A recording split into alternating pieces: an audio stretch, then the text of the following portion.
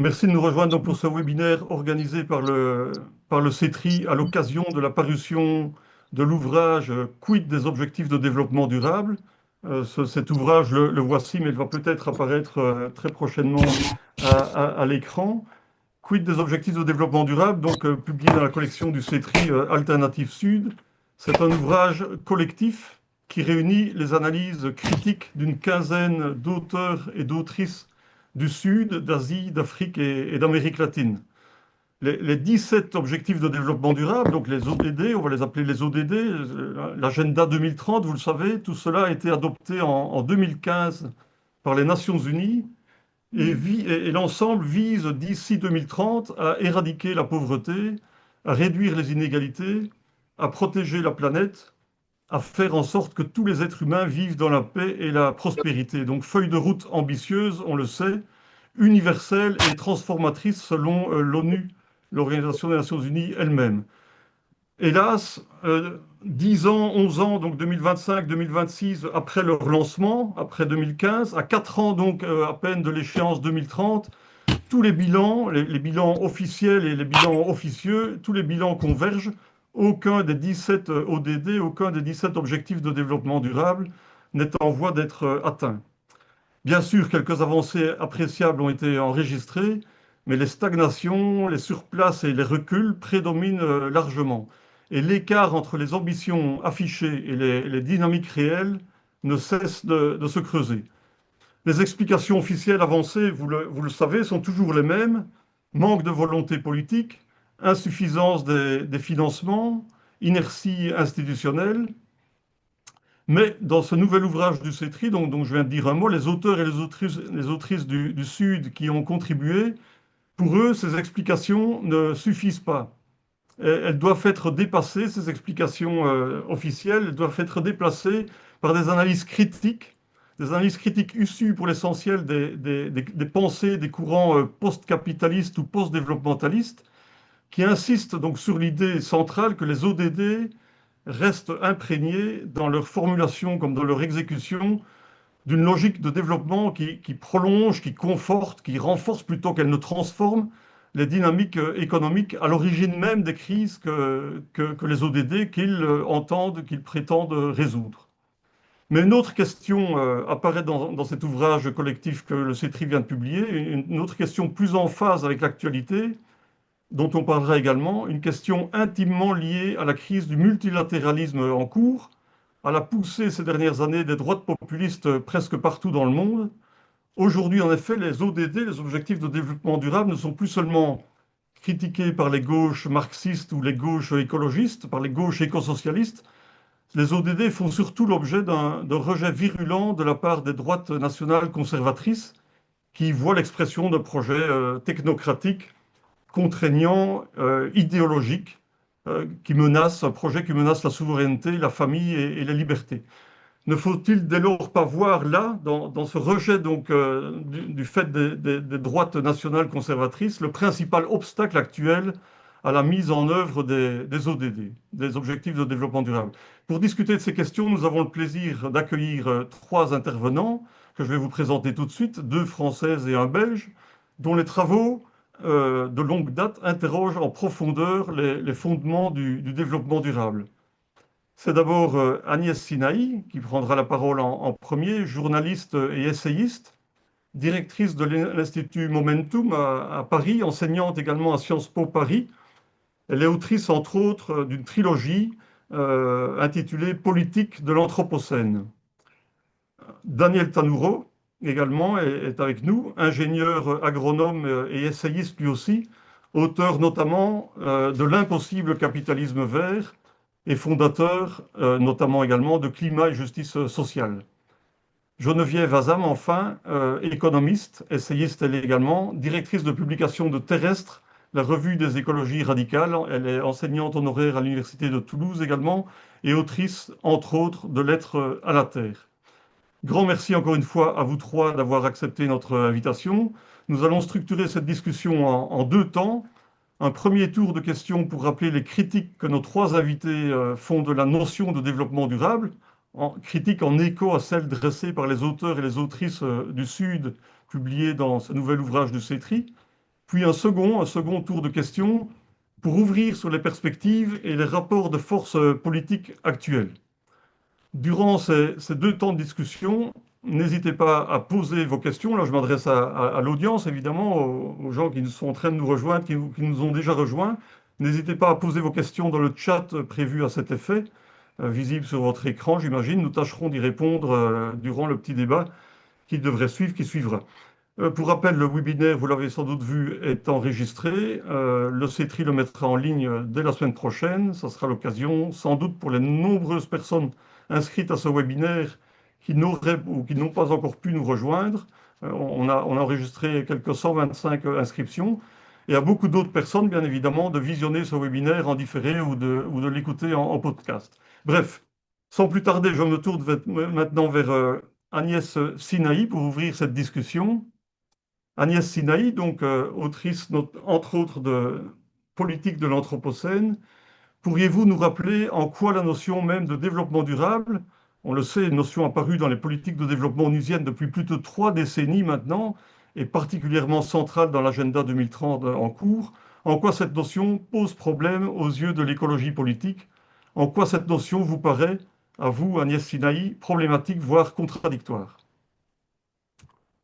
Bonjour, écoutez, depuis le début, depuis le lancement de ce concept dans les années 80, hein, très exactement en 1987, le concept de développement durable est apparu dans le rapport Brundtland du nom de la ministre norvégienne de l'Environnement et première ministre de Norvège dans ces années-là.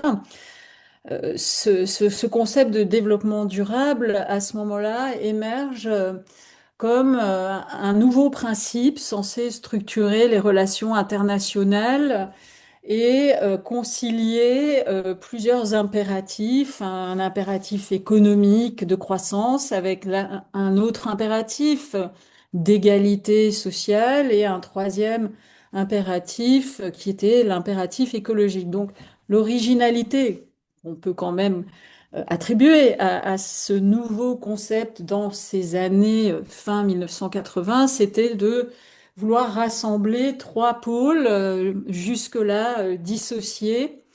Mais il faut rappeler le contexte de l'émergence de ce concept de développement durable, donc les années 1980, un agenda plutôt libéral, sinon ultra-libéral, de libéralisation des échanges commerciaux, de montée en puissance des accords de libre-échange structurés autour du GATT, General Agreement on Tariff and Trade, bref, apparition un peu plus tard, au début des années 1990, de l'Organisation mondiale du commerce, qui était la suite de cet accord mondial de libre-échange.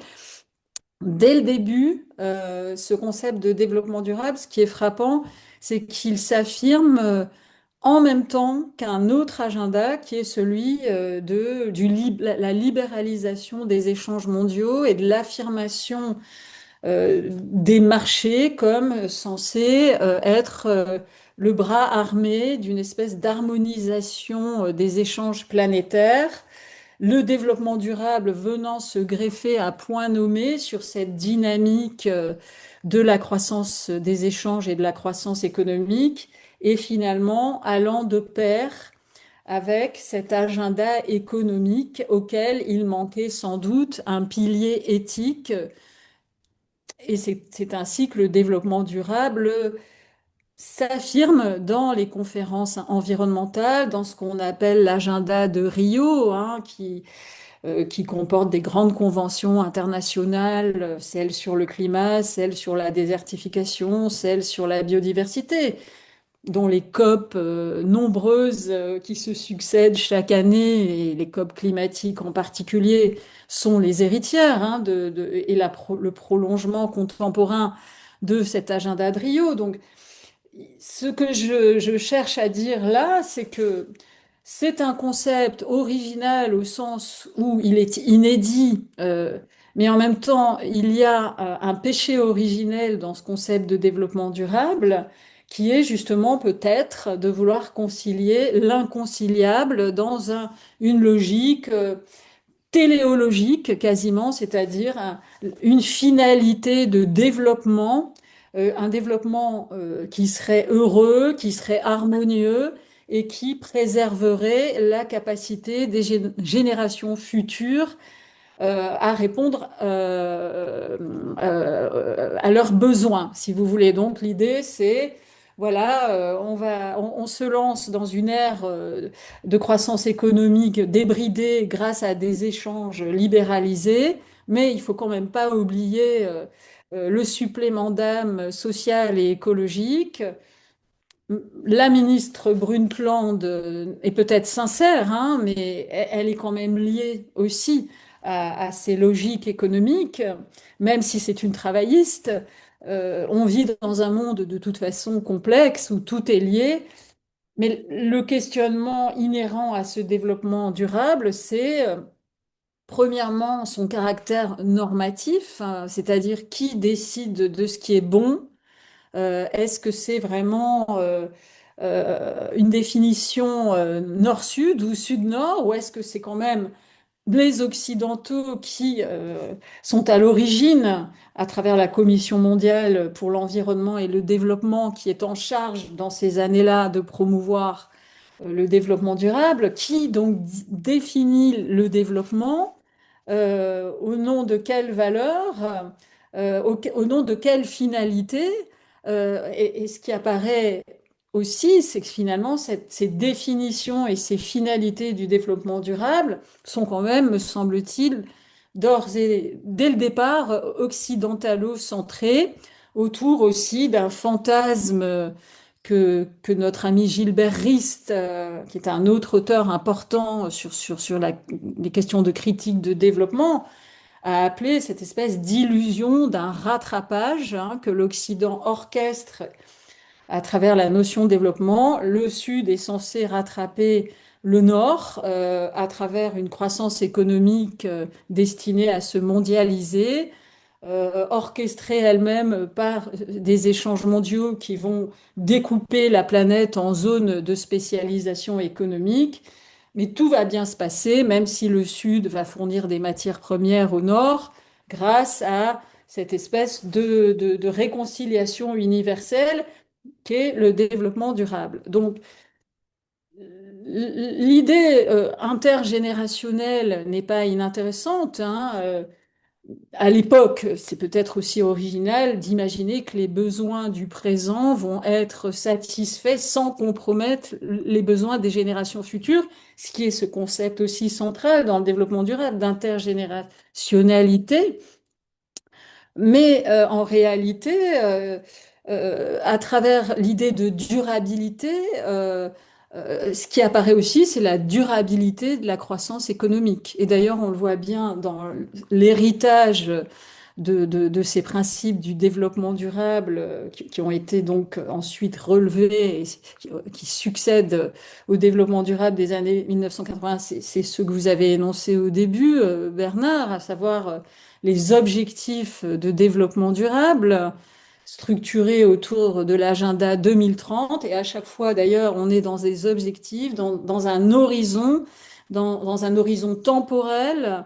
2030, maintenant, avant c'était Rio plus 10, Rio plus 20, maintenant c'est 2030. On est toujours dans une espèce de projection euh, dans le futur, comme si le futur finalement était un mirage qui, à mesure qu'on s'avance dans le temps, le mirage recule et on n'arrive jamais finalement à parvenir à cette finalité heureuse des relations commerciales, sociales et écologiques harmonieuses. Et voilà, donc au fil des années, mais d'ores et déjà, on observait dans les conférences internationales de l'environnement, comme par exemple à Johannesburg en 2002, hein, c'était le sommet de Rio plus 10, ce sommet du développement durable, c'est ainsi qu'il s'intitulait, Sommet mondial du développement durable à Johannesburg en 2002, on a constaté que finalement, les entreprises, notamment les plus pollueuses de la planète, étaient devenues partenaires des objectifs de développement durable, mais ça c'était dès le début. Elles étaient finalement co-auteurs de ces principes au nom multi-stakeholder, hein, de processus multi-acteurs qui continuent d'ailleurs à perdurer dans les négociations onusiennes, avec le risque aussi d'une espèce de normativité économique dans ces grands principes. Donc voilà peut-être les critiques inhérentes à ce concept flou dès les origines, occidentalo-centré, qui, à mesure que les décennies se sont écoulées, et nous parlons maintenant en 2026 d'un concept qui est apparu en 1987, avec le point de vue que nous avons aujourd'hui, qui est celui d'une crise systémique majeure, qui est plus qu'une crise, qui est un questionnement lié à l'habitabilité même de notre planète. Et la troisième critique que l'on peut adresser dans le contexte anthropocénique actuel, hein, où on se rend compte on est en train de bifurquer et de sortir d'un interglaciaire tempéré pour entrer dans une zone de turbulence et de bifurcation et de points de bascule planétaires. On se rend compte que ces points de bascule, ces bifurcations, ces changements d'état systémiques qui sont liés au dérèglement écologique planétaire, lui-même lié à ces choix de croissance économique, eh bien, n'a pas du tout été pris en considération, hein, ce grand déséquilibre systémique par les principes liés au développement durable et par les objectifs dits de développement durable qui succèdent à cette grande invention des années 1980. Car aujourd'hui, quand on lit les 17 objectifs en question, on a l'impression d'être dans une espèce d'archéologie politique.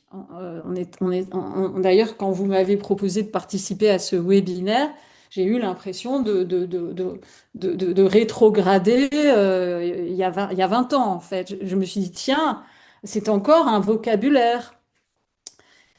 Le problème aujourd'hui, et je vais m'en arrêter là peut-être, puisque vous m'avez attribué 10 minutes et je ne sais pas où j'en suis dans mon temps de parole, euh, eh bien, c'est que on ne peut plus continuer à parler de grands principes de développement ou de croissance ou même de politique climatique en considérant que toutes choses sont égales par ailleurs. Or, quand on lit les 17 objectifs de développement durable, on a l'impression que le monde, la planète reste dans une stabilité écologique telle qu'on ne va pas se prendre des rétroactions climatiques dans la figure qui vont interagir avec les objectifs liés à l'agriculture, les objectifs liés à l'accès à l'eau, même si, je suis peut-être injuste en disant cela, il y a quand même une tentative dans le développement durable justement de mettre tout ça ensemble dans une vision kaléidoscopique. Donc il faut quand même faire justice à ce point dans le développement durable, mais l'instabilité est telle aujourd'hui qu'il faut se projeter maintenant dans une politique totalement différente. Et le mot développement apparaît d'autant plus galvaudé que la permanence d'un horizon aujourd'hui est en question. Merci Agnès Sinaï pour ce panorama, enfin oui, ce retour historique critique. L'archéologie que vous mentionnez a encore de beaux jours devant elle. Je ne sais pas si vous avez vu, mais donc le réseau Forus vient de publier sa vision post-2030 pour participer ainsi à la préparation par l'ONU de l'agenda post-2030. Donc les ODD auront une suite. Dans les mêmes termes, je n'en sais trop rien, mais en tous les cas, sans remettre en cause manifestement les fondamentaux que vous venez de critiquer. Je me tourne vers Daniel Tanouro. Daniel, les ODD s'inscrivent dans l'idée, on le sait, que la régulation sociale et écologique du modèle de développement capitaliste est à même de le rendre soutenable, dans l'idée, donc pour le dire autrement, qu'en cadrant, en bridant ou en réformant le capitalisme, les ambitieux objectifs sociaux de l'agenda 2030 sont atteignables. Cette perspective vous paraît-elle à vous crédible ou relève-t-elle à vos yeux d'une illusion face aux défis, à l'importance des défis des urgences écologiques et sociales? Daniel. Oui, merci Bernard, et merci pour l'invitation et merci à tous à tous et toutes pour participer à cette discussion. Pour répondre très brutalement à la question précise qui est posée, non. Non, cette perspective n'est absolument pas crédible. Oui, elle relève de l'illusion pour des raisons qui ont été mentionnées déjà par l'intervenante précédente. Puisque celle-ci est remontée dans l'histoire, je me permettrai de remonter encore un tout petit peu plus loin dans l'histoire, privilège de l'âge évidemment, parce qu'en 1972, avant l'invention du concept de développement durable ou son adoption par les instances internationales, est paru un rapport fameux, le rapport limite de la croissance, réalisé par le MIT à la demande du Club de Rome. Ce rapport n'était pas du tout guère un rapport progressiste ou soucieux du développement du Sud. Il avait une forte inspiration malthusienne ou néo-malthusienne, et cette inspiration d'ailleurs revient à l'ordre du jour aujourd'hui face à l'échec du concept de développement durable. Mais ce rapport avait fait énormément de bruit parce qu'il levait un tabou. Il cassait le mantra, le credo du développement infini sur une planète finie. Et il a eu un écho extrêmement important. Il a secoué ceux qui pensent dans la classe dominante, il y en a quand même qui pensent, leurs représentants politiques et leurs représentants médiatiques. Il faut rappeler que un des commissaires européens de l'époque, Sico Mansholt, le néerlandais, soutenait explicitement le rapport Meadows.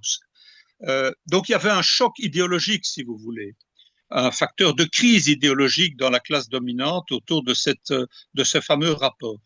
Et je crois qu'on peut dire que le concept de développement durable est venu en quelque sorte tourner ou effacer ce questionnement idéologique en disant que ben non, circuler, il n'y a rien à voir. On peut à la fois avoir la croissance économique, le progrès social et la protection de l'environnement, la certitude pour les générations futures qu'elles pourront bénéficier d'un environnement d'aussi bonne qualité, voire meilleur que celui dont bénéficient les générations actuelles.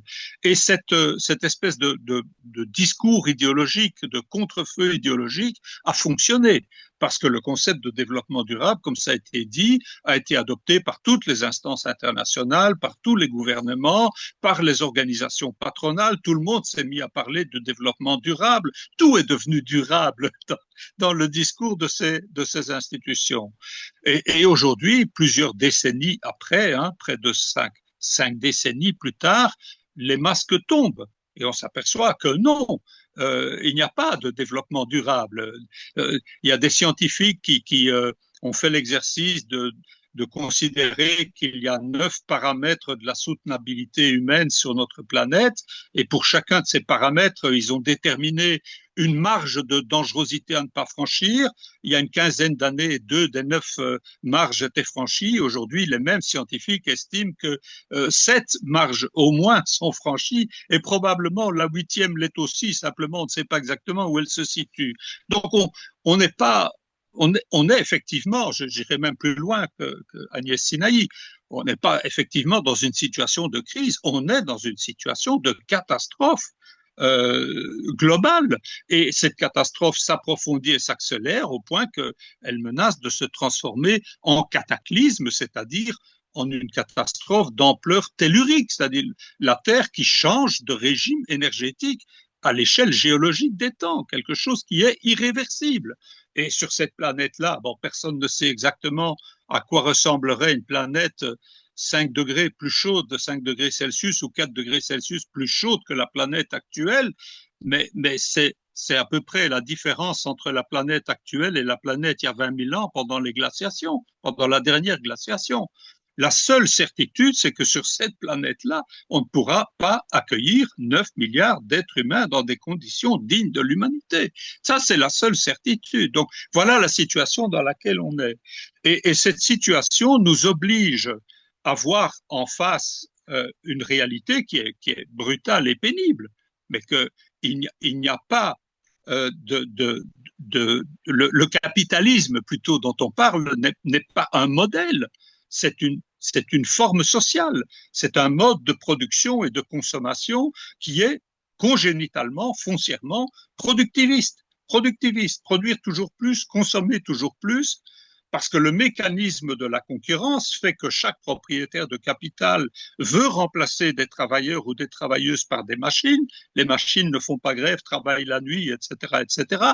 Mais en faisant ça, ils contribuent à faire baisser le taux moyen de profit. Et pour contrer cette baisse tendancielle du taux de profit, les capitalistes n'ont que deux solutions. C'est augmenter l'exploitation du travail et augmenter automatiquement l'exploitation des ressources naturelles également, parce qu'il n'y a pas de frontière, de mur de Chine entre l'exploitation du travail et l'exploitation des autres richesses naturelles. Le travail aussi est une richesse naturelle. Et il est bien évident que le processus de travail ne peut pas se réaliser avec du vent. Il faut des ressources, et les ressources sont produites par notre mère, la nature. Donc tout ça est lié. C'est pourquoi Marx, qu'on ne peut pas considérer comme un écosocialiste ou un écologiste avant la lettre, ne me faites pas dire ce que je n'ai pas dit, mais il avait raison sur un point fondamental qui est que le capital ruine simultanément les deux seules sources de toute richesse, la terre et le travailleur et la travailleuse. Et c'est dans cette situation-là que nous sommes aujourd'hui. Et tout le blabla sur le développement durable n'a servi pendant quelques décennies qu'à essayer de marquer cette réalité brutale. Mais aujourd'hui, nous sommes obligés de la voir en face. Et c'est important de la voir en face, en particulier dans les pays, partout sur la Terre, mais en particulier dans les pays du Sud.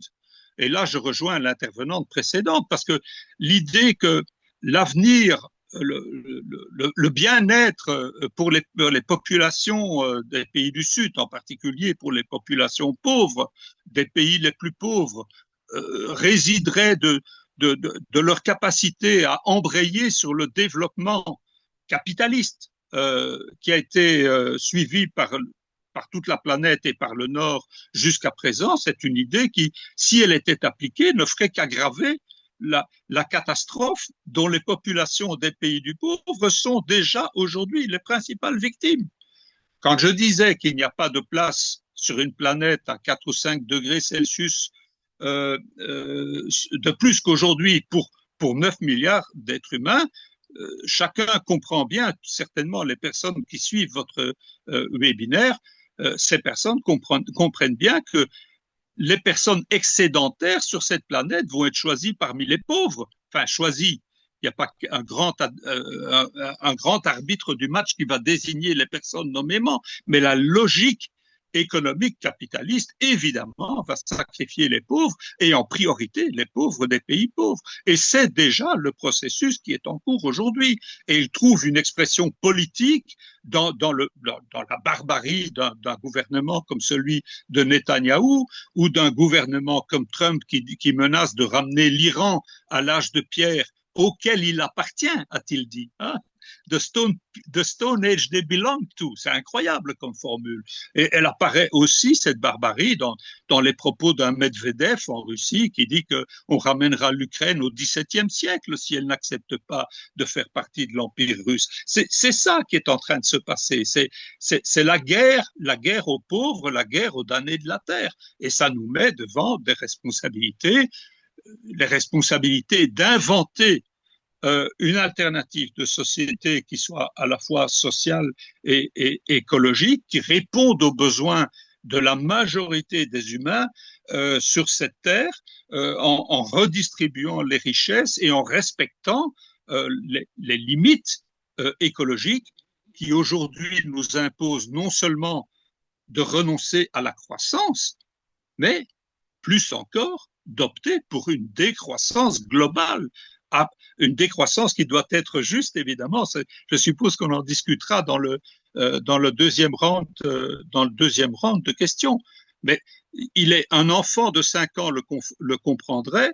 Si les limites planétaires de la résilience humaine sur Terre sont pour la plupart dépassées, il ne suffit pas de s'arrêter, il faut revenir en arrière, c'est-à-dire qu'il faut produire, il faut consommer moins d'énergie au niveau global, transformer moins de matière et transporter moins de matière sur la planète, sinon on ne peut pas avoir de solution.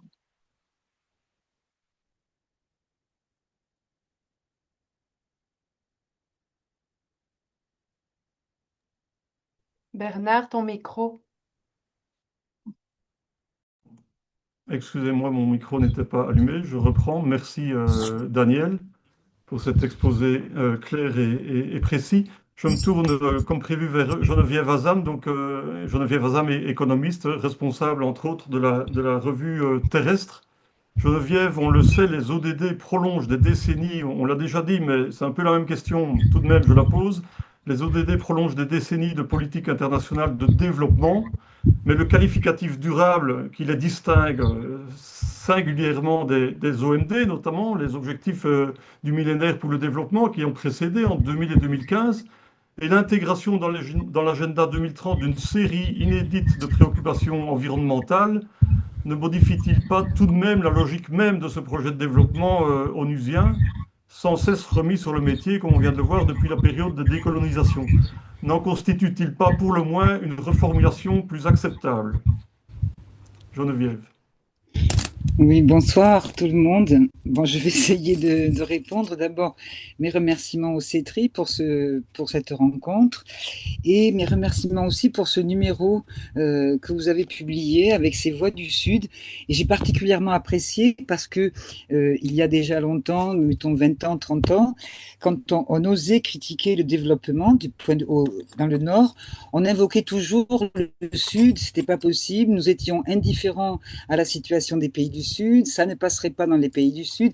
C'était vraiment l'argument choc qui était souvent avancé pour finalement faire taire tout débat sur développement, croissance, etc. Donc merci, parce que j'ai lu les articles, c'est très, très intéressant. En préalable, je voudrais dire que je suis très attachée à l'adjectif durable et à la notion de durabilité. Personnellement, j'y suis attachée parce que justement, je vois aujourd'hui comment le capitalisme détruit partout la durabilité. Je pense qu'il a horreur de la durée.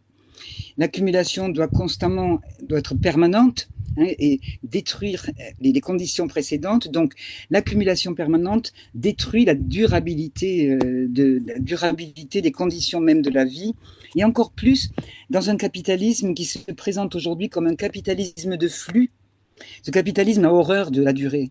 Il se présente de la durée, de la matière, etc. Et donc, il a essayé de s'en émanciper avec un capitalisme soi-disant dématérialisé, un capitalisme de flux, qui semblerait dire qu'il n'y a plus finalement de durée. Or, nous avons besoin d'un environnement durable pour pouvoir créer des mondes communs, pour pouvoir penser le monde et avoir un sentiment d'appartenir au monde. Ça fait partie de l'instabilité du monde. Donc voilà, parce que je précise ça parce que je vais revenir sur le terme développement et sur les politiques internationales du développement comme tu l'as dit. Alors je remonte un peu plus avant par rapport encore à Daniel Tanuro, je vais remonter après la Seconde Guerre mondiale. La notion de développement est une notion, bien entendu, qui est venue des pays du Nord, et en particulier, surtout, à partir d'un discours de Truman aux États-Unis sur l'état de l'Union en 1949, où il définit finalement ceux qui sont sous-développés, qu'il faut sortir de la misère, et pas tellement d'ailleurs pour qu'ils aient accès au bien-être, bien sûr c'est un petit peu dit, mais surtout parce qu'ils sont une menace pour la sécurité des puissances dominantes. Les pauvres sont toujours menaçants, c'est une vieille théorie. Et donc, à partir de là, on s'est retrouvé avec des gens qui étaient catalogués comme sous-développés. Donc, on a créé des milliards de personnes dont l'identité était des sous-développés. Jusque-là, ils ne se sentaient pas sous-développés. Ils pouvaient se sentir colonisés, etc. Mais sous-développés, non. Donc là, c'est né là. Et ce qui sous-tend vraiment le développement et qui reste, c'est l'idée de retard. C'est l'idée de retard. Bon, à l'époque, c'était un autre type de retard. Aujourd'hui, c'est le retard dans la décarbonation, le retard dans... Il y a toujours du retard. Il faut toujours aller de l'avant. Il y a le retard, il y a des freins. Et il faut lever ces freins. Et on verra comment. Donc, il faut lever les freins qui sont responsables de ce retard pour organiser le rattrapage. Et donc, les politiques internationales de développement sont des politiques de rattrapage, le modèle étant le modèle de Truman, finalement, le modèle de développement des pays dits développés. Et je voudrais souligner quand même là, même si on y reviendra, c'est qu'il y avait un consensus très fort sur la notion de développement, à droite et à gauche, et que précisément dans les politiques des pays progressistes, disons, des pays décolonisés, etc., progressistes, il n'était pas question de remettre en cause, il n'est parfois toujours pas question de remettre en cause le développement. Donc un consensus qui s'est produit là entre la droite et la gauche. Alors je pense que pour beaucoup de chercheurs d'obédience marxiste, ça vient du fait que finalement pour ces pays-là, le passage par le capitalisme industriel est nécessaire, ça fait partie d'une étape, c'est une vision marxiste, mécaniste, hein, c'est une étape nécessaire qui peut permettre plus tard l'émancipation et l'élaboration du socialisme qui suppose le développement des forces productives, etc. etc. Et d'ailleurs, l'industrie, le degré d'industrialisation va être un critère de développement. C'est-à-dire qu'un pays qui a 60% de main-d'œuvre dans l'agriculture, par définition, il n'est pas développé. Il est sous-développé. En revanche, un pays qui a 3% de personnes dans l'agriculture est un pays hyper développé.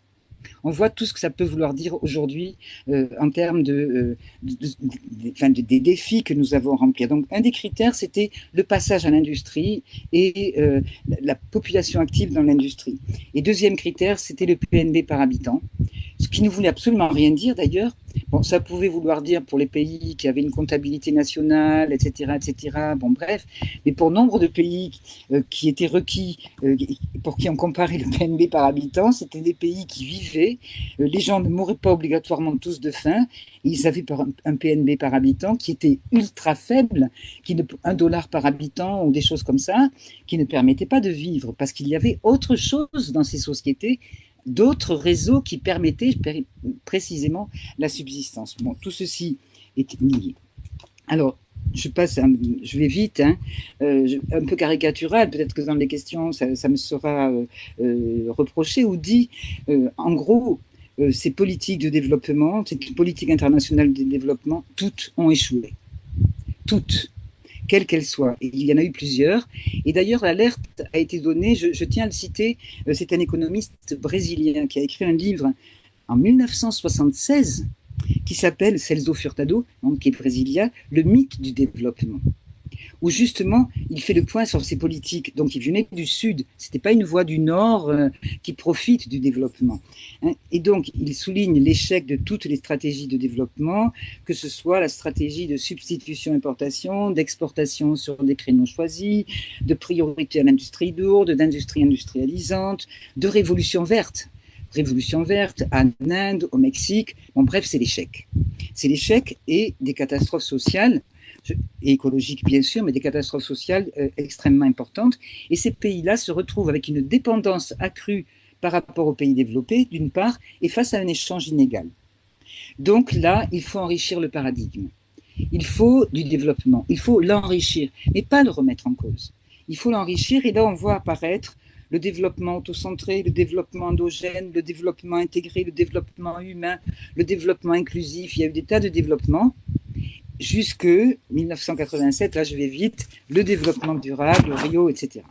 Alors le développement durable, effectivement, comme l'a rappelé Agnès, il repose sur 3 piliers qui sont posés comme complémentaires et se potentialisant l'un l'autre.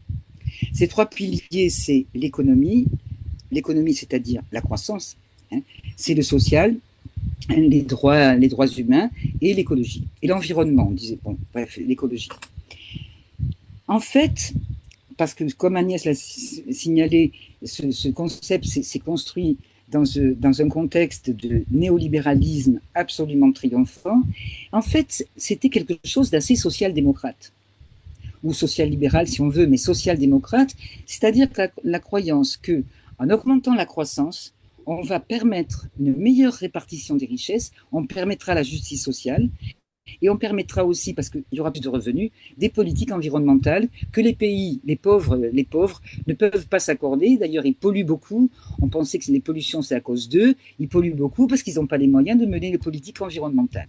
Conclusion, c'est la complémentarité et la potentialisation de ces social-démocrates, en fait, dans un univers qui est complètement néolibéral et pour lequel le seul pôle qui compte et auquel sont subordonnés les autres pôles, c'est l'économie, c'est les firmes, c'est l'économie et le marché. Et là aussi, donc, il y a un consensus qui s'opère. Et d'ailleurs, je voudrais signaler que c'est à ce moment-là aussi le grand succès de notre terme, qui à mon avis est aussi toxique que le développement durable, c'est la gouvernance. On ne parle plus, évidemment, même dans les instances internationales de gouvernement du monde, on parle de gouvernance, parce que dans cette gouvernance, il va y avoir les parties prenantes, comme ça a été souligné par Daniel, des parties prenantes. Et dans ces parties prenantes, il y a les firmes multinationales. Les firmes multinationales qui arrivent avec leur puissance et qui participent à la gouvernance du développement durable, des objectifs de développement durable, etc., etc. Mais c'était l'illusion du consensus. Ce consensus, il éclate. Ce consensus, il éclate avec la radicalisation des enjeux capitalistes. Je dirais, cette idée d'un consensus, de possibilité d'un consensus, bon, ça commence à éclater dans les années 2000, mais surtout à partir des années 2010. À partir des années 2010, là, on voit qu'il y a une lutte frontale et que ce n'est plus du tout l'enveloppement par le développement durable, la croissance verte, la croissance inclusive, enfin je ne sais plus les adjectifs qu'on a trouvés, mais là, véritablement, il y a force.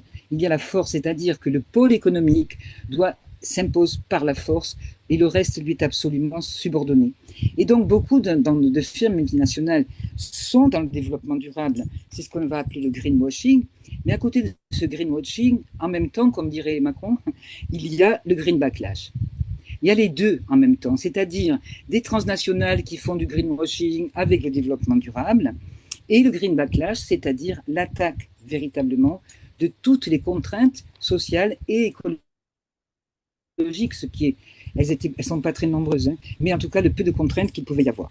Après, je vais revenir sur un terme qui a été employé, et je termine avec ça, c'est sur le terme de préoccupation environnementale. Là, je rejoins ce qu'a dit Agnès et ce qu'a dit Daniel, on n'est plus dans ce moment-là, on n'est plus dans les préoccupations environnementales. Le capital a des préoccupations environnementales, ne nous trompons pas. Tout le reste, le climato-scepticisme, etc., c'est pour la galerie. Ils ont des préoccupations environnementales. C'est sécuriser les ressources matérielles. Ça, c'est une préoccupation qu'ils ont. Ils ont des préoccupations de productivité. Je lisais la Tribune aujourd'hui. Le patronat s'inquiète parce que la productivité baisse avec la chaleur, avec les canicules. Ça fait longtemps qu'on dit que le réchauffement climatique il va avoir un coût extrêmement important. Bon, donc, la productivité baisse. Il s'agit de gérer les risques climatiques, gérer les risques inondations, gérer les risques climat, etc., etc. Donc, le capital a beaucoup de travail pour gérer tous ces risques, assurer la sécurité alimentaire, la sécurité énergétique, s'assurer la sécurité énergétique. Et on voit émerger d'ailleurs un véritable colonialisme vert qui relaie les relents colonialistes qu'il y avait dans le développement. Et donc, ça c'est du côté du capital. J'arrête peut-être ? Bientôt ? J'arrête bientôt. C'est du côté du capital qui a des préoccupations écologiques, mais les peuples vivent la catastrophe écologique. Surtout, on l'a dit, les plus précaires. Or, la levée des freins au développement, ce qu'on a appelé les freins au développement, a détruit les conditions de subsistance, les conditions d'autonomie de nombreuses populations à l'intérieur de la planète, les a soumis justement à ce marché mondial et aux firmes multinationales qui font du développement durable, qui aujourd'hui leur vendent de l'eau, etc., au nom du développement durable. Donc on a un conflit radical des écologies. pas simplement conflit radical. Il y a un conflit radical des écologies, il y a un conflit de monde. Et d'ailleurs, ce conflit est particulièrement exprimé aujourd'hui par ceux et celles qui étaient considérés comme des freins. Les paysans, la paysannerie était considérée comme un frein au développement. Or, aujourd'hui, les mouvements paysans, je pense à l'Inde en particulier, mais aussi à l'Amérique du Sud, tous ces freins, aujourd'hui, participent des mouvements sociaux qui contestent précisément toute cette modernisation, ce développement, le développement durable, etc., etc. Je pense aussi aux peuples autochtones. On en reparlera. Je pense aux femmes. Je pense à toutes les luttes territoriales qu'il peut y avoir. Et donc, le développement durable, pour moi, pour conclure, vraiment, ça fait partie du problème. Et c'est une manière d'administrer la catastrophe. Merci Geneviève, merci bien. Avec le deuxième tour de questions qu'on va débuter tout de suite, on va peut-être sortir, je n'en sais rien, de notre zone de confort, de critique du développement durable, en s'intéressant à ce qui apparaît peut-être, en tous les cas, aux yeux de plusieurs des auteurs et des autrices de l'ouvrage que le CETRI vient de produire, Quid des objectifs de développement durable, le principal frein, à leurs yeux, à la réalisation des objectifs de développement durable semble provenir plutôt que des critiques anticapitalistes et antiproductivistes dont nous venons de parler, semblent provenir davantage du vif rejet qu'ils inspirent aux droites populistes désormais dominantes dans pas mal d'endroits de ce monde. Le national-conservatisme a fait de la feuille de route onusienne un épouvantail régulatoire, mondialiste, technocratique, qui, à coup d'idéologie du genre, d'écologie punitive et d'interculturalisme, menace la souveraineté et la liberté. Agnès Sinaï, est-ce que vous partagez ce constat, le constat suivant, les courants réactionnaires sont aujourd'hui devenus les principaux ennemis du développement durable onusien, de l'écologie supranationale? C'est une question complexe. Évidemment, les courants réactionnaires sont des expressions radicalisées du souverainisme national qui est déjà à l'œuvre dans les institutions intergouvernementales. On l'a vu à l'échelle de l'Europe des 28 ou 27, la Hongrie avait la faculté de bloquer un certain nombre de réglementations et qu'en fait, ces institutions internationales sont d'abord des institutions intergouvernementales, l'ONU également, puisqu'un seul État peut bloquer l'aboutissement d'une négociation. On le voit dans les COP climatiques. Les 193 États doivent faire consensus pour que une COP ou un accord climatique, par exemple, soit adopté en fin de COP. Donc, la structure même des relations internationales n'a pas réussi, me semble-t-il, à transcender la base étatique, souverainiste, nationale qui la constitue. Donc, évidemment, la radicalisation des nationalismes ne fait que rendre encore plus difficile une intergouvernementalité, voire une aspiration multilatérale, sans parler de cosmopolitisme, dont on aurait pu rêver que l'ONU soit le vecteur, hein. C'est quand même une belle invention consécutive à une guerre mondiale, censée contribuer à la paix, mais avec un conseil de sécurité qui est composé de puissances nucléaires. Donc on ne peut pas non plus idéaliser les relations internationales parce que dès le début, elles s'organisent autour de la guerre et autour de l'arme nucléaire. Bon, le fait aujourd'hui de voir des puissances comme les États-Unis de Trump prendre le pouvoir, effectivement, c'est un très mauvais signal pour ce qui restait d'intergouvernementalité et de multilatéralisme, qui est une notion intéressante, à mon avis, dont seule l'ONU était porteuse et l'est encore un petit peu, puisque le principe de l'ONU, c'est non seulement 193 États, à l'Assemblée générale des Nations unies, mais c'est aussi à travers les conventions internationales débattues autour de la biodiversité et du climat, la capacité d'inclure les ONG, d'inclure les syndicats, d'inclure les peuples autochtones, de créer des négociations dites multilatérales. C'est quelque chose qui aurait pu, qu'on regrettera peut-être le jour où tout cela n'existera plus, où l'ONU va s'effondrer. On se dira, mais c'était une parenthèse enchantée, ces COP, même si elles accouchaient d'accords extrêmement complexes et pas très efficaces, mais ce qui était intéressant dans ces COP, c'est de voir le monde dialoguer quand même.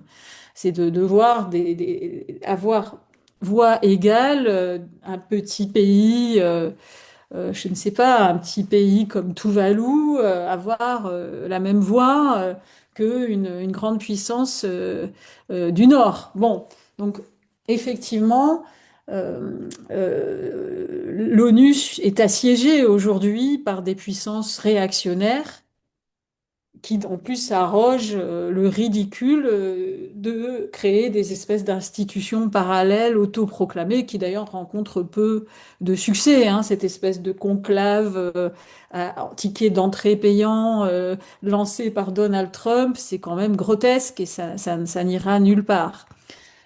Donc oui, la question, Bernard, est une vraie question. Je pense qu'aujourd'hui, non seulement on vit un effondrement écologique, mais aussi un effondrement politique. Et je pense qu'aujourd'hui, nous devons penser les deux en même temps. Et il me semble d'ailleurs que dans l'émergence des puissances réactionnaires que votre question soulève, incarnées par certaines caricatures politiques qui malheureusement ont un pouvoir énorme, comme Donald Trump, mais aussi comme par des forces à l'œuvre qui triturent nos propres sociétés européennes, ces forces réactionnaires prospèrent sur quelque chose que nous n'avons pas complètement saisi, et je n'aurais pas la prétention de l'expliquer aujourd'hui, mais j'ai l'intuition que cette frustration à l'œuvre au sein des classes à la fois populaires, mais des classes moyennes, et même du patronat, qui favorise l'avènement aujourd'hui de ces forces d'extrême droite, pour ne pas les nommer, eh bien, la propagation de ces idéologies-là a quelque chose à voir avec le productivisme, avec la perte totale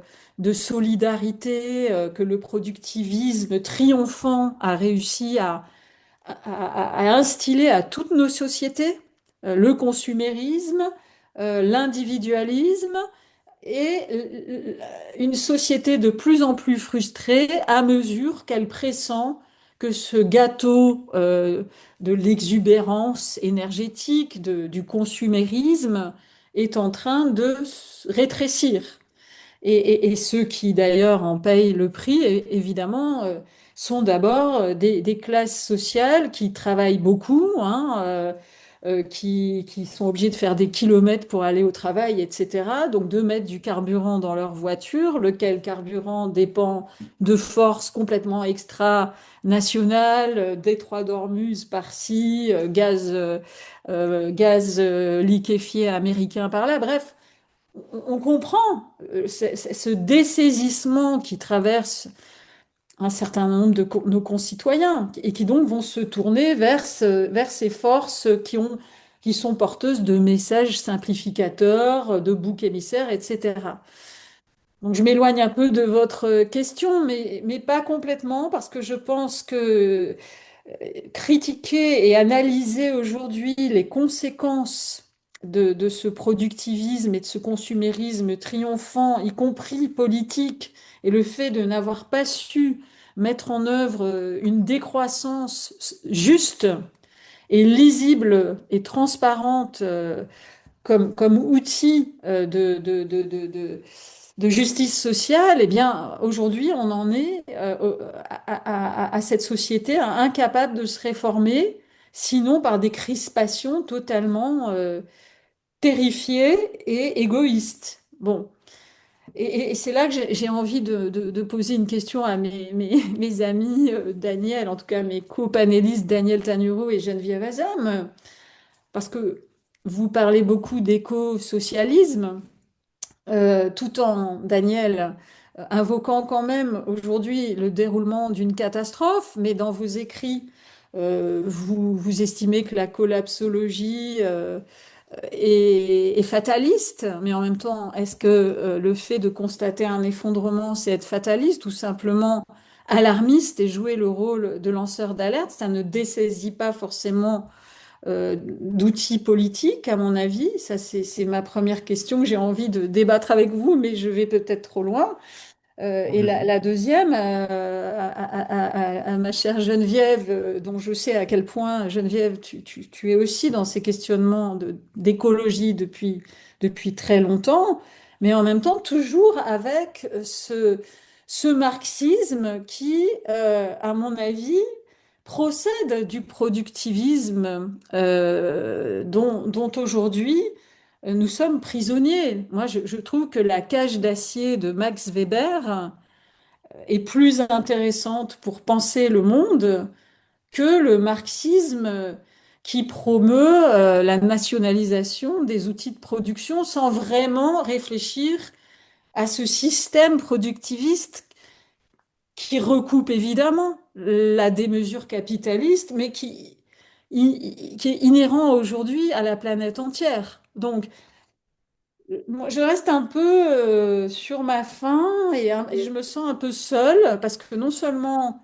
j'ai l'impression que en tant qu'écologiste, on en a pris plein la gueule de la part des marxistes, alors que en 2003, j'écrivais un livre qui s'intitulait Sauver la Terre et tout le monde s'en foutait, à commencer par les marxistes qui crachaient sur l'écologie.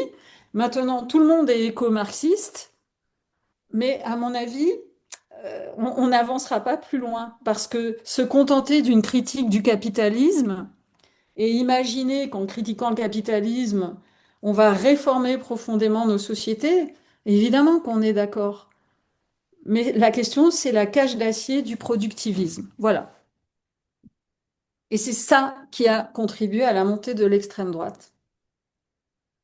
Merci Agnès pour ces interpellations pas prévues, donc adressées à Daniel Tanuro et à Geneviève Azam, très bien, pour ne pas les déstabiliser complètement, mais il leur en faut davantage, hein. Je vais tout de même poser à Daniel Tanuro la question que j'avais prévu de lui poser, en l'invitant, dans le meilleur des mondes, à essayer de répondre aux deux. Et ensuite, on donnera la parole à Geneviève Azam. Donc, Daniel, dans la foulée de la question que j'ai posée à Agnès Sinaï précédemment, si le principal blocage devient aujourd'hui politique, crise du multilatéralisme, rejet populiste des politiques écologiques, quelles stratégies vous paraissent nécessaires et réalistes pour articuler au sud comme au nord un nouvel agenda de lutte climatique et de justice sociale, un agenda qui puisse compter, qui plus est, sur une adhésion démocratique suffisante?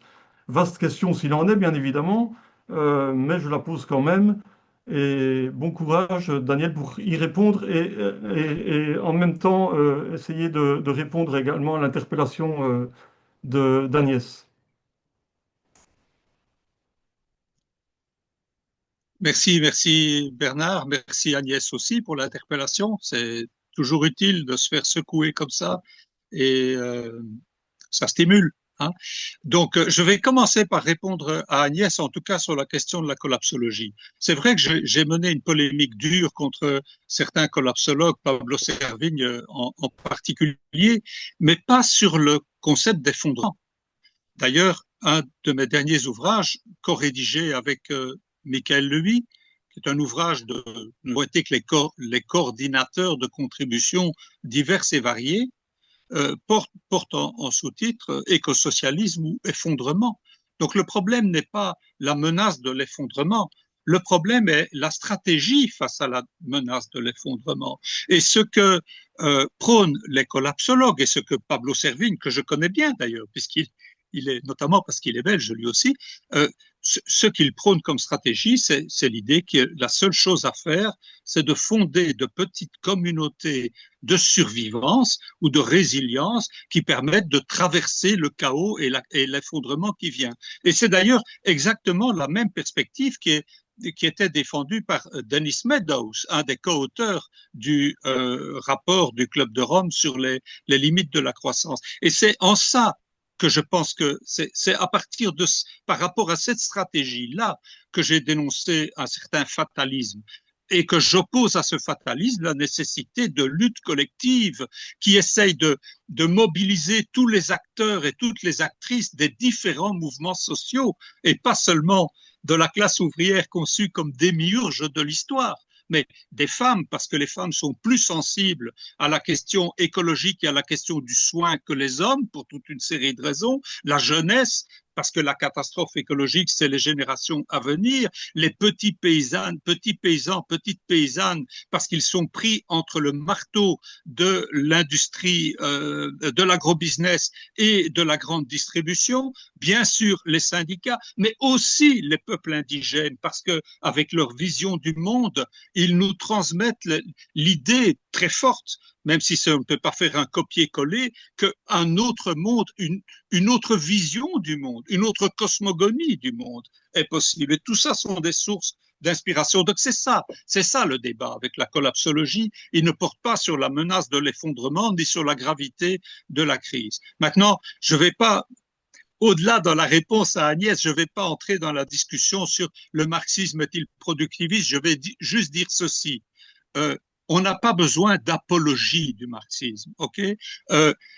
Marx a été productiviste dans une première période de sa vie. Il a changé d'avis partiellement. Il a ouvert un chantier qui peut être le chantier de l'écosocialisme, qui donne en tout cas des concepts, notamment cette idée que la seule liberté possible est la gestion rationnelle des échanges de matière entre l'humanité et le reste de la nature. Livre 3 du Capital. C'est plus fort que la théorie, l'hypothèse Gaïa de Lovelock, hein, donc c'est plus juste parce que c'est à la fois social et écologique. Mais bon, j'en reste là. C'est une source d'inspiration, mais c'est un chantier qu'il n'a fait qu'ouvrir et que nous devons continuer, développer, amplifier, y compris dans la critique du productivisme de Marx lui-même et dans la critique surtout des marxistes qui ont suivi Marx et qui, en 99,9% pour parler français, au XXe siècle, ont été effectivement des productivistes. Maintenant, pour répondre à la question de Bernard, plus brièvement, je ne crois pas que l'obstacle principal aujourd'hui réside dans la crise du multilatéralisme et dans la montée des extrêmes droites, populistes, néofascistes, etc. Bien sûr, ce sont des obstacles, mais ce sont des expressions d'un obstacle plus fondamental que cela. Et cet obstacle plus fondamental, c'est le fait que le grand capital, les corporations, les grandes multinationales, sont confrontées à une onde longue de taux de profit bas, que la crise de 2008 a laissé des séquelles extrêmement profondes, qu'elles ne parviennent pas à surmonter cette situation et que la seule issue pour elles, c'est l'intensification de l'exploitation du travail et des ressources naturelles. Et donc, c'est, comme Geneviève Azam l'a dit dans le premier tour, c'est jeter par-dessus bord toutes les régulations ou les ébauches de régulation sociale et écologique qui leur apparaissent comme des contraintes nuisibles à la restauration d'un taux de profit plus juteux. C'est à ça que nous sommes confrontés aujourd'hui et c'est ce mouvement-là, très profond à l'échelle du capital international, hein, c'est ça qui s'exprime bien sûr dans le Trumpisme, parce que pourquoi Trump est climato-négationniste? Mais parce que dans sa lutte pour l'hégémonie avec l'impérialisme chinois montant, il mise sur deux facteurs principaux qui sont l'intelligence artificielle d'une part et la supériorité militaire, et que ces deux éléments requièrent des sources d'énergie colossales et que cette énergie ne peut pas être pour mener cette bataille énergétique, il ne peut pas se passer des combustibles fossiles. Et donc, il geste par-dessus bord le consensus scientifique sur la responsabilité des émissions de CO2 anthropiques dans le changement climatique. Mais c'est par les mécanismes de la concurrence capitaliste, ce climato-négationnisme et ce backlash, ce green backlash, comme l'a appelé Geneviève, est contagieux et il se répand partout. La Commission européenne est en train de torpiller son propre plan vert qui était pourtant totalement insuffisant pour les mêmes raisons. On dit c'est pour des raisons de simplification administrative, mais ça c'est du pipeau. Derrière la simplification administrative, c'est bien le profit des grands groupes capitalistes qui est l'enjeu numéro un dans la concurrence internationale. Donc c'est à ça qu'on est confronté et ça s'exprime. Donc et c'est ça qui sous-tend la convergence ou le rapprochement entre les droites traditionnelles et l'extrême droite. C'est très clair en Italie. Meloni, c'est une fasciste. Hein, elle vient du mouvement fasciste italien. Sur le plan économique, qu'a-t-elle fait? Elle a repris le programme de Mario Draghi. C'est la même chose. C'est le programme néolibéral. En France, Bardella, il fait tout pour séduire le MEDEF, n'est-ce pas? Y compris remettre en question des points de programme défendus par Marine Le Pen qui pourraient froisser un peu le grand patronat français. Et on pourrait multiplier les exemples de ce genre. Donc, prenez l'exemple de BP, c'était tout de même la 3e multinationale pétrolière ou la 4e, je crois tout de même la 3e au niveau mondial. À un certain moment, ils ont dit, bon, on va s'engager sur la transition énergétique vers les renouvelables. Et puis maintenant, ils ont changé de direction, ils ont balancé tous ces objectifs renouvelables par-dessus bord et ces caps sur les fossiles à 200 à l'heure. Donc voilà, ça c'est le mouvement du capital. C'est lui qui imprime cette orientation et qui favorise parce qu'ils ont besoin de majorités politiques pour mettre ces politiques en œuvre et pour faire ces majorités politiques avec des partis traditionnels de droite qui sont usés par des décennies de gestion et de gouvernance, comme disait Geneviève Azam, et usés à juste titre par les politiques d'austérité dont les gens ne veulent plus. Ils ont besoin de sang neuf et donc ils se tournent vers l'extrême droite et sa démagogie populiste, raciste, anti-wokiste, etc. C'est à ça qu'on est confronté. Maintenant, l'alternative, alors là, ça va être vraiment très, très court, hein, vous m'excuserez.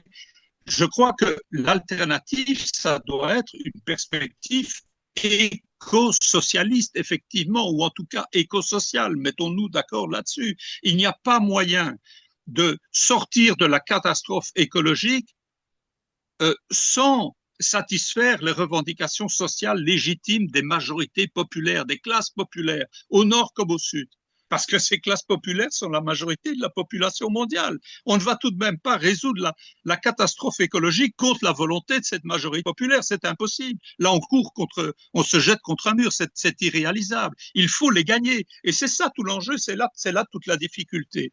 Et je dirais, sur base d'une toute petite expérience personnelle, qu'il est possible qu'il soit plus facile de gagner les classes populaires dans les pays les plus pauvres où un prolétariat industriel n'est pas très développé que dans les pays les plus développés, entre guillemets, ou dans les pays en voie de développement, entre guillemets, où cette classe ouvrière est là et où il faut lui proposer une alternative en termes d'emploi, de salaire et donc de conditions d'existence, de conditions de survie, tout simplement. J'ai visité récemment les Philippines, c'est bien un des pays les plus exposés aux catastrophes écologiques et notamment à la hausse du niveau des océans, plus les typhons, etc., sur la planète. Mais c'est un pays avec une majorité de la population agricole. Et les mouvements populaires les plus en pointe dans ce pays sont des mouvements qui adhèrent à l'idée non à ce développement capitaliste absurde qui enrichit les riches, appauvrit les pauvres et détruit la planète dont nous dépendons et la terre dont nous dépendons, et oui, à un modèle alternatif de type écosocialiste basé sur le prendre soin, sur le care, sur une véritable autogestion, un pouvoir des communautés locales sur la terre, sur ce qu'elles produisent, etc. C'est tout à fait significatif. Et j'ai eu le même genre d'expérience avec les syndicats agricoles au Bangladesh qui sont a priori, l'idée de décroissance ne les choque pas. Si la décroissance est bien une décroissance globale juste, dans laquelle les plus riches payent, dans laquelle les coupables de la catastrophe payent, ils adhèrent dans une certaine mesure à ce concept. Pourquoi? Parce que la politique de développement dans un pays comme le Bangladesh, ça signifie quoi? Ça signifie l'exode rural de centaines de milliers de paysannes et de paysans chassés de leurs terres et qui essayent de survivre à Dhaka dans des conditions abominables qui ont été mises en valeur avec la catastrophe dans l'usine textile là, il y a quelques années et les plusieurs centaines de femmes victimes de l'effondrement du bâtiment. Donc voilà. Donc, mais il faut absolument trouver les moyens de socialiser l'écologie et d'écologiser le social, pour le dire en une formule, en tenant compte dûment du nouveau facteur qui s'impose à nous comme une réalité objective, qui est la nécessité de réduire la consommation finale d'énergie au niveau global et de réduire donc la production matérielle et les transports. Le faire dans la justice, mais c'est une contrainte à laquelle on ne peut absolument pas échapper. Si on nie cette contrainte-là, ben on nie la réalité. On ne peut pas nier la réalité. Comme disait Rosa Luxembourg, la vérité seule est révolutionnaire. Ben, employons cette vérité-là pour essayer de stimuler la révolution. Merci Daniel. Je me tourne vers Geneviève Azam. Geneviève, même traitement, réagir à l'interpellation d'Agnès Sinaï et tout de même tenter de répondre à cette dernière question que je te pose dans ce contexte qu'on vient d'évoquer, donc de contestation des institutions internationales et de rejet des agendas multilatéraux par le national-conservatisme dominant. De nouveaux repères alternatifs au développement durable doivent-ils toujours être mobilisés dans la refondation d'un nouvel horizon émancipateur à l'échelle mondiale? Tes textes en sont pleins. Ou à l'inverse, les ODD, longtemps considérés notamment par les auteurs et les autrices de cet ouvrage du CETRI comme plus du même, ne sont-ils pas considérés aujourd'hui dans ce nouveau contexte où le national-conservatisme devient le principal ennemi des ODD, ne sont-ils pas considérés désormais comme mieux que rien? Geneviève. Le micro, Geneviève. Le micro. Pardon. Je commence à répondre à Agnès. J'avoue que je ne comprends pas. Tous mes livres, comment dire, ça m'a été reproché aussi, sont une distance forte par rapport à l'analyse économique marxiste. Maintenant, désigner le monde dans lequel on est, c'est pas qu'un système économique, comme un monde capitaliste, un monde, hein, c'est le capitalisme et son monde, disons. Je pense que ce n'est pas adhérer au productivisme marxiste que de désigner l'ennemi, enfin je ne sais pas, de désigner en tout cas les responsables. Bon voilà, donc, et là sur le productivisme, je l'ai dit tout à l'heure, hein, je pense que par exemple sur la question du développement, il y avait un consensus des marxistes et des libéraux sur la question du développement, et parce que c'est tout le côté industrialiste, étapiste, etc., qu'on trouve dans le marxisme.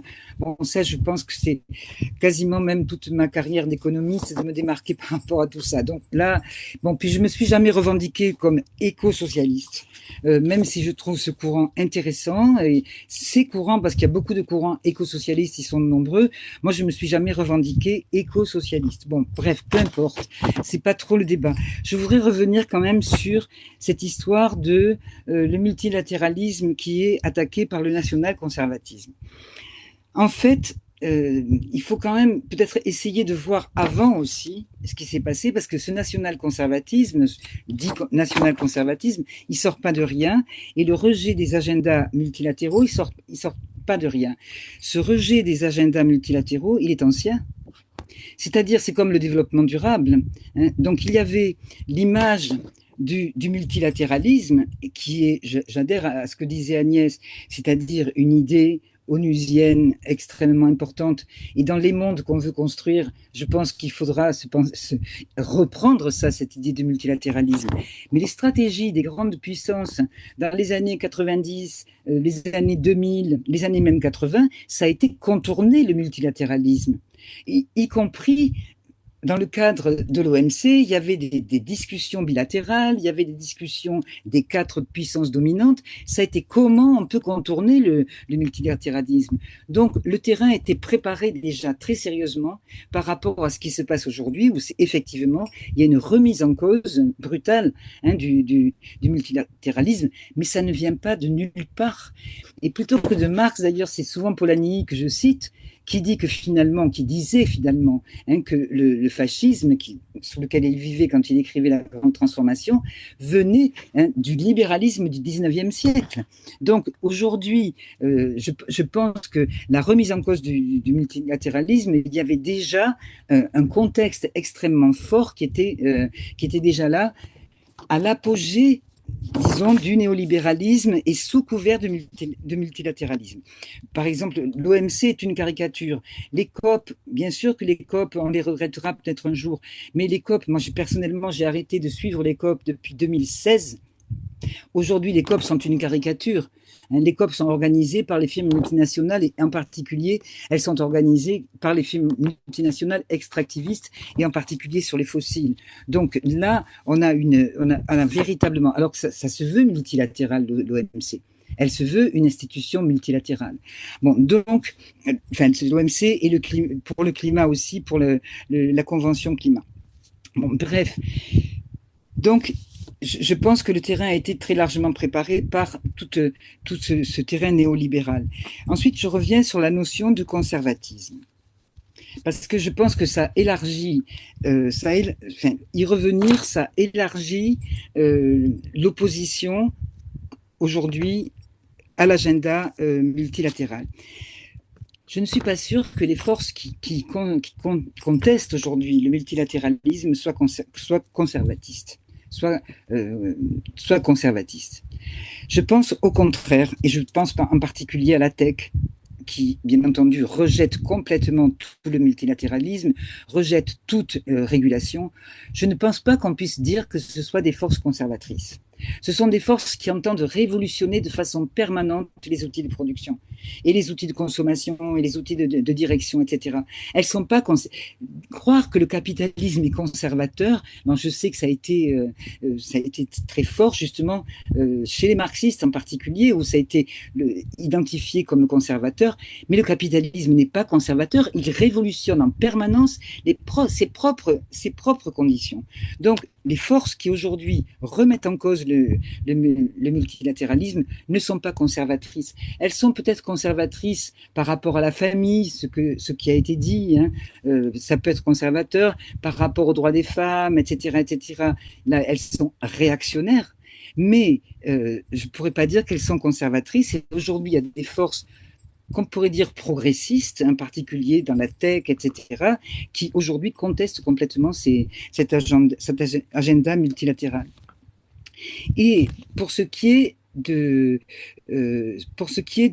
retour réactionnaire, dans le refus d'écologie, qu'est-ce qu'il y a dans ce refus et ce backlash par rapport à l'écologie? En fait, c'est le refus, c'est l'affirmation de la force, c'est l'affirmation de la toute-puissance, c'est-à-dire il n'est pas question de penser qu'il y a des choses qui pourraient nous dépasser, qu'il y a des contraintes qui ne sont pas des contraintes de l'ordre de choix sociaux ou de choix politiques, mais qui sont des contraintes que nous ne maîtrisons pas. Il y a l'idéal de maîtrise, l'idéal de gérer, l'idéal de piloter la Terre aujourd'hui. C'est ça, elles ne sont pas conservatrices, ces forces-là.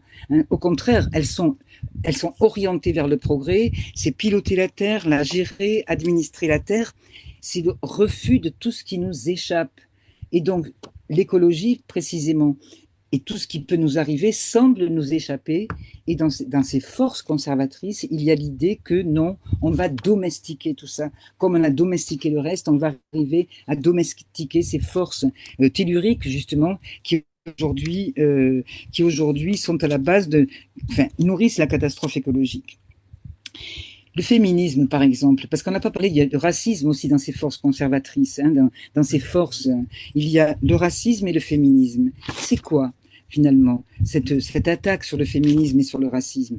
C'est lié au fait que, bien entendu, les mouvements féministes ont explosé, je peux dire, et sous des formes très différentes depuis une quinzaine d'années. Donc c'est une réaction, ça c'est sûr, mais il y a le refus de l'égalité. C'est le refus de l'égalité, le refus de l'égalité pour les races, le refus de l'égalité entre les genres, le refus de l'égalité entre les humains. Et c'est précisément la force subversive de ces mouvements écologistes, de ces mouvements féministes, qui suscite le backlash aussi, qui suscite la montée de ces forces conservatrices et qui enrage, je dirais, ces forces plus que conservatrices, réactionnaires.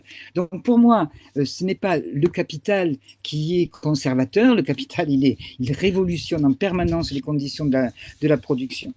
Et quant à l'horizon émancipateur à l'échelle mondiale, j'avoue que là, je ne sais pas, je ne peux pas répondre. Et je n'ai pas du tout envie de répondre parce que ça ne rentre pas dans ma vision des choses aujourd'hui. D'abord, qui définit l'horizon? Où est l'horizon? À partir de quoi on va définir cet horizon et qui définit cet horizon? Est-ce qu'il y a un seul horizon? C'est quoi l'échelle mondiale? Alors, je suis d'accord que nous avons un problème d'échelle aujourd'hui et qu'on doit arriver à faire correspondre, coordonner plusieurs échelles, du local au global, etc., etc. Mais c'est pour s'émanciper. C'est pour s'émanciper de quoi? Aujourd'hui, on voit des mouvements d'émancipation qui posent en même temps l'émancipation par rapport à la classe sociale, par rapport à la race, par rapport au genre, et des forces sociales aussi qui n'ont plus envie de s'émanciper de la terre, qui n'ont plus envie de s'émanciper de la nature et qui ont au contraire envie de retrouver du lien. Il ne s'agit plus de s'arracher, comme ça a été le rêve d'émancipation quand même moderniste, de s'arracher aux liens qui nous aliènent, etc., etc., et en particulier aux liens avec la terre. Donc il s'agit de réhabiter la terre. Et on voit apparaître, notamment depuis 2010, des mouvements extrêmement puissants qui tentent de relier justement cette émancipation de classe, de race, de genre, et de voir ensemble comment on peut habiter la terre, c'est-à-dire ne pas s'émanciper de la terre.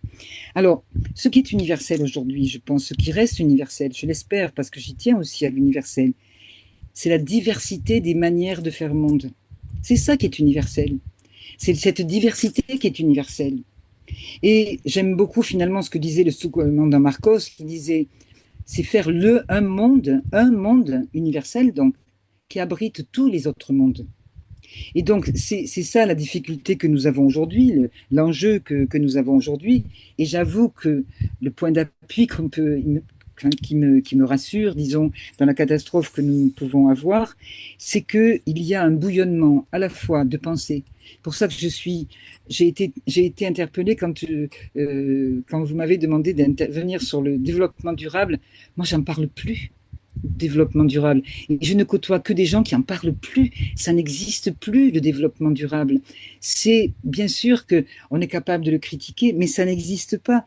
Quand je vois les luttes territoriales qui se mènent partout dans le monde, qui ne sont pas des luttes localistes, qui sont des luttes ancrées, qui sont des luttes locales, qui sont des expériences locales, localisées, je dirais, mais pas localistes, et qui s'affrontent à des agents globaux, à des acteurs globaux. Et donc, ça, je pense qu'il faut absolument s'appuyer là-dessus, sur toutes ces luttes territoriales qui existent partout sur les territoires. Hein. Il y en a beaucoup en France, il y en a partout. Et finalement, je suis beaucoup plus sensible à des associations qui repensent l'internationalisme par le bas. Je pense en particulier à une association qui s'appelle Les Peuples Veulent, qui est internationale aujourd'hui, qui repense l'internationalisme, non pas comme c'est pensé l'altermondialisme des années 90 ou 2000, etc., plutôt par le haut, critique des institutions internationales, etc., mais ils disent pas altermondialisme, je pense, mais en tout cas, un internationalisme par le bas, à partir un translocalisme finalement, un translocal, pas un translocalisme, un internationalisme qui soit translocal, qui permette de fédérer précisément toutes ces expériences-là qui sont des expériences d'émancipation et qui cherchent à croiser toutes ces comment dire, ces luttes contre les différentes dominations et que je ne retrouve pas du tout dans le développement durable. Je suis désolée de le dire, mais je pense que justement dans la période que nous vivons, au contraire, il faut renforcer la critique de gauche, disons. Il ne faut surtout pas silencier, parce qu'on aurait peur, effectivement. on a raison d'avoir peur. Hein. C'est pas du tout, la peur n'est pas du tout irrationnelle. Hein. On a raison d'avoir peur, mais cette peur ne doit pas comment dire, nous forcer à accepter la politique du moindre mal, parce que finalement, la droite, ce sera mieux que l'extrême droite aussi, et puis le centre droit sera mieux que la droite, et puis etc. etc. Donc, je pense qu'il y a un bouillonnement d'action, il y a un bouillonnement de pensée, et c'est sur ça qu'il faut qu'on s'appuie, et c'est surtout pas le silencier. C'est l'affirmer le plus fort qu'on puisse. Merci Geneviève. Je vois qu'il reste vraiment peu de temps pour respecter l'horaire que je vous avais promis, donc il reste 2 minutes à peine. Il faudra sans doute prévoir un nouveau webinaire pour discuter stratégie, pour discuter des convergences ou des divergences qu'il peut y avoir entre vous ou entre post-développementalistes et post-capitalistes, je n'en sais rien. Il y a quelques commentaires, j'y fais rapidement allusion tout de même pour respecter les gens qui les ont produits. Je vous inviterai à les lire. La plupart, ce sont des commentaires. Il y a vraiment qu'une question. La plupart, ce sont des commentaires. Et j'en retire l'idée qu'il sera plus facile d'accorder les violons que de remplir la salle de concert. Il sera plus facile d'accorder les violons entre post-développementalistes et post-capitalistes que de remplir la salle de concert, à savoir créer ce seuil d'adhésion au sud comme au nord en faveur des stratégies que vous préconisez. D'ailleurs, la seule question que j'ai lue dans les commentaires la seule vraie question porte là-dessus, c'est quelle voie de sortie, comment sortir de ce capitalisme productiviste, par les urnes ou par la révolution. On ne répondra pas brièvement à la question aujourd'hui parce qu'il y a déjà 19h59.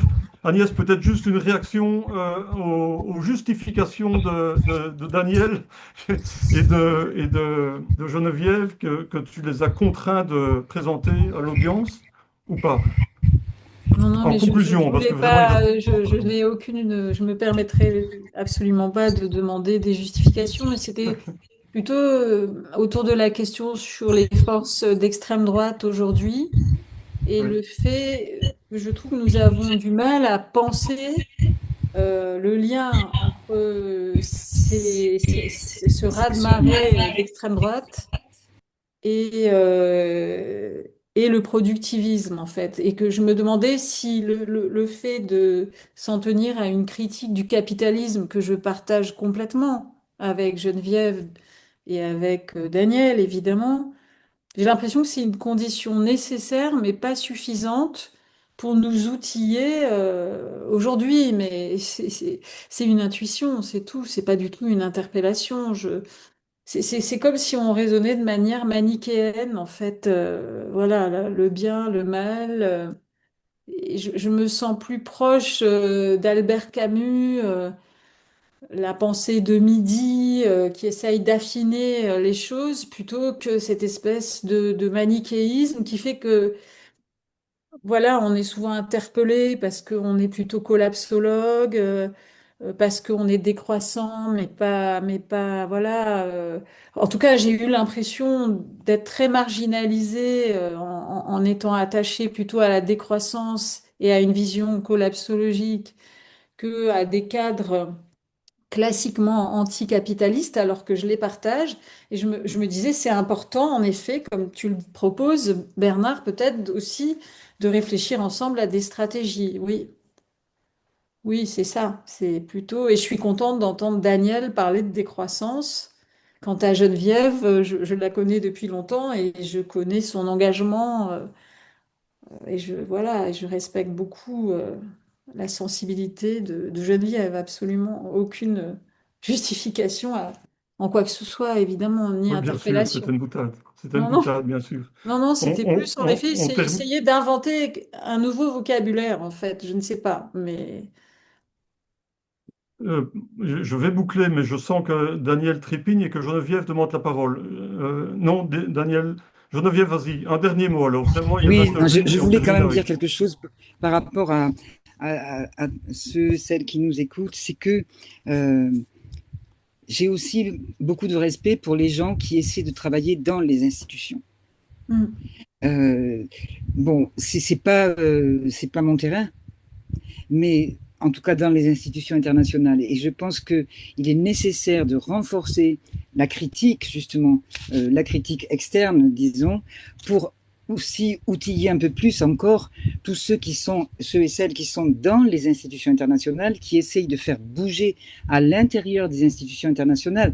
Je crois vraiment à la diversité des tactiques par rapport à ce que nous vivons aujourd'hui. Il faut que véritablement il y ait un surcroît de conscience absolument partout. Et donc, il ne s'agit pas d'éliminer. Pour moi, j'ai été très critique sur le développement durable, etc. Mais il ne s'agit pas d'éliminer tout le travail de ceux et celles qui, de façon tout à fait sincère, etc., bataillent à l'intérieur pour faire valoir d'autres perspectives. D'où il est nécessaire, c'est pour ça que je disais qu'il est nécessaire de nous armer encore plus et de poursuivre, justement, au contraire, de ne surtout pas se silencier. Merci, mais je voulais Geneviève. dire quand même que je respecte ça profondément, mais c'est comment on l'articule. Merci Geneviève, on doit conclure maintenant pour respecter le timing prévu. Merci Agnès Sinaï, merci Daniel Tanouro, merci Geneviève Azam encore une fois. Pour l'audience encore présente, il y aura une suite à cet échange très intéressant. Rendez-vous sur le site du Centre Tricontinental, www.cetri.be. Merci encore à tous les trois et à une prochaine. Merci. Ah oui, merci. Merci.